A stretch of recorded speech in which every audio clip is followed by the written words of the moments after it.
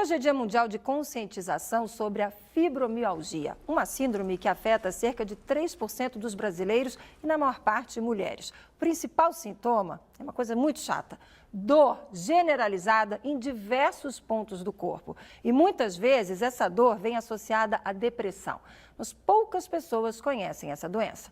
Por isso a gente está recebendo hoje aqui no estúdio o médico reumatologista Roberto Reimann. Ele vai explicar para a gente um pouquinho sobre essa síndrome. Oi, doutor Roberto, boa tarde. Obrigado por ter aceitado o nosso convite. É um prazer estar aqui, Marcelo. O que é a fibromialgia? A fibromialgia, assim, de um modo geral, é um quadro de dor muscular difuso, né, difuso no corpo todo e crônico. Está presente por pelo menos 3 meses.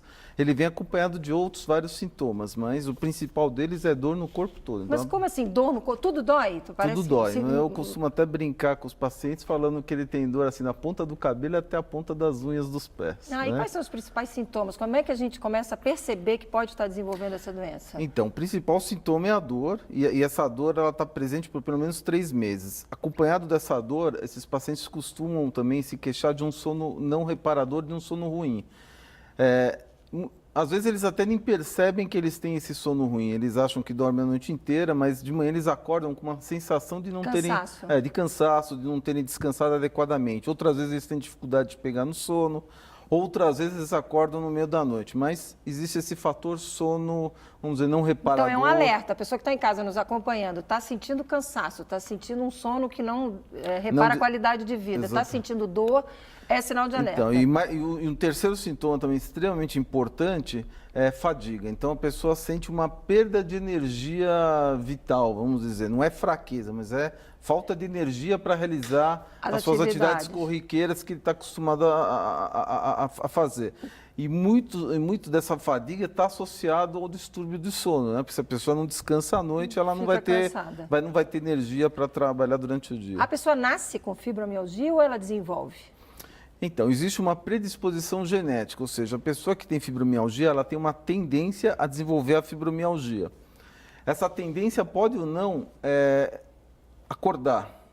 Vai depender de fatores externos que possam não acordar. Então, estresse do dia a dia, um quadro emocional depressivo, ansioso, uma infecção viral, um trauma físico como um acidente de carro, são fatores que podem desencadear com que essa predisposição genética seja revelada e comece a desencadear o quadro da fibromialgia. Doutor Roberto, estou com uma pergunta para o senhor lá da redação. Oi, Dimassoldi, boa tarde, qual é a pergunta? Boa tarde, Márcia, boa tarde a todos. Doutor, quais são os tratamentos mais comuns e os tratamentos alternativos? Eles são eficientes? Então, em relação aos tratamentos, então a resposta é um pouco extensa. Então, vamos falar dos tratamentos mais frequentes, né? Então, esses pacientes geralmente não melhoram com analgésicos anti-inflamatórios normais. Nós costumamos utilizar medicamentos do tipo antidepressivos ou neuromoduladores. Por quê? Porque na fibromialgia o que você tem é uma amplificação do sono. Você não tem um processo inflamatório, você tem um aumento da sensibilidade à dor. A pessoa com fibromialgia, se eu apertar ela, ela vai sentir mais dor do que uma pessoa sem fibromialgia. Às vezes ela sente dor até um simples carinho. Por quê? Porque é uma amplificação à dor.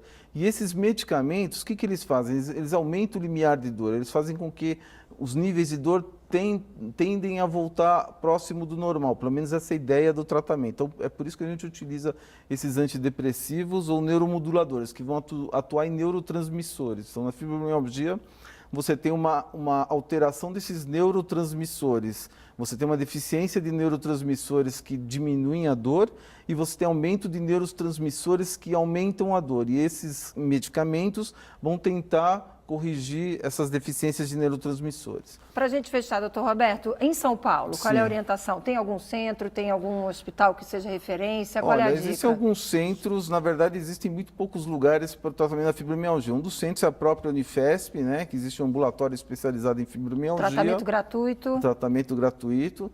Mas atualmente os próprios postos de saúde estão se credenciando para atender a fibromialgia. Tá, e conversei com o Roberto Reimann, que é reumatologista, falando sobre o Dia Mundial de Conscientização da Fibromialgia, uma doença pouco conhecida, mas que pode estar levando aí a sua vida a não ficar bacana, não ter uma qualidade de vida ideal. Então, está com algum desses sintomas que a gente conversou aqui, né, doutor Roberto? Procure o posto de saúde, procure a Unifesp para se orientar e se informar melhor. Obrigada mais uma vez, uma boa tarde, boa semana. Prazer.